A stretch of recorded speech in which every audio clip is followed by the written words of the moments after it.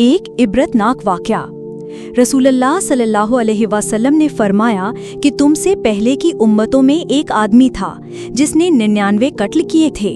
उसने तौबा का इरादा किया और ज़मीन पर सबसे बड़े आलिम के बारे में पूछा। उसे एक राहिब का पता बताया गया जो सिर्फ इबादत करता था, इल्म नहीं रखता था। वो उसके पास आया और पूछा कि क्या उसकी तौबा कबूल हो सकती है। राहिब ने कहा कि नहीं, तुम्हारी तौबा कबूल नहीं हो सकती। उस आदमी ने ये सुनकर उसे भी कत्ल कर दिया और यूं उसने 100 कत्ल पूरे कर दिए।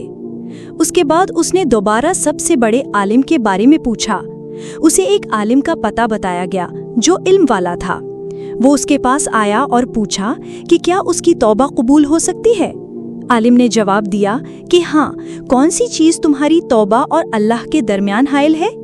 उसने कहा कि तुम फलां जगह चले जाओ, वहाँ कुछ नेक लोग अल्लाह की इबादत में मसरूफ़ हैं, उनके साथ शामिल हो जाओ और अपनी पुरानी बस्ती में वापस मत जाना क्योंकि वो बुरी जगह है। वो शख्स तौबा की नीयत से उस बस्ती की तरफ चल पड़ा, लेकिन रास्ते में ही उसकी मौत आ गई। उसकी रूह कब्ज़ करने के लिए रहमत के फरिश्ते और अजाब के फरिश्ते दोनों आ गए। रहमत के फरिश्तों ने कहा कि ये शख्स सच्ची तौबा करके अल्लाह की तरफ आ रहा था, इसलिए हम इसे ले जाएंगे। अजाब के फरिश्तों ने कहा कि इसने कभी कोई नेकी नहीं की, इसलिए हम इसे ले जाएंगे। इसी दौरान अल्लाह के हुक्म से एक और फरिश्ता इंसानी शक्ल में उनके दरमियान फैसला करने के लिए आया। उसने हुक्म दिया कि दोनों बस्तियां, यानी जहां से वो चला था और जहां वो जा रहा था, के दरमियान का फासला नापो। जिस बस्ती के वो ज्यादा करीब हो उसी का शुमार किया जाएगा। फरिश्तों ने जब फासला नापा तो वो शख्स नई बस्ती के ज्यादा करीब पाया गया। चुनाचे रहमत के फरिश्तों ने उसकी रूह कब्ज कर ली।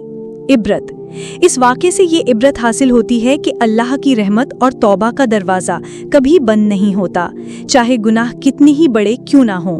ये हमें अल्लाह की वसी रहमत और उसके इल्म की अज़मत का यकीन दिलाता है। ये भी मालूम होता है कि तौबा कबूल होने के लिए सिर्फ निदामत काफ़ी नहीं, बल्कि बुरे माहौल को छोड़कर नेक लोगों के साथ रहना भी ज़रूरी है।